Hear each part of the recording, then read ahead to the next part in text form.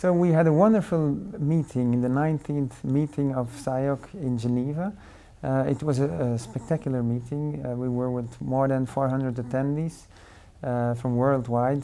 And for this year we had some very specific points. First of all, we decided for the first time not to have parallel sessions, but to have one session for all, because we believe that we can all learn from each other. Within SIOG there are people with more focus on breast cancer, there are people with more focus on lung cancer, but the geriatric problems are quite similar, and I think it's important that we learn from each other.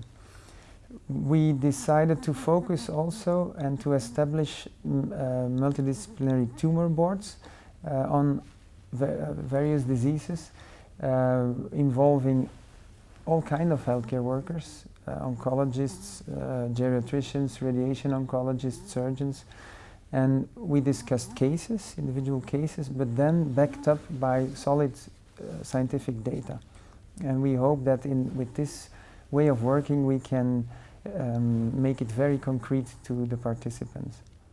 We also established a rapid fire oral session where the presenters only had 3 minutes to present their data and conclusions, but this way we could have a lot of people presenting their data, only showing the most important messages, and this way we could get a lot of research out to the audience.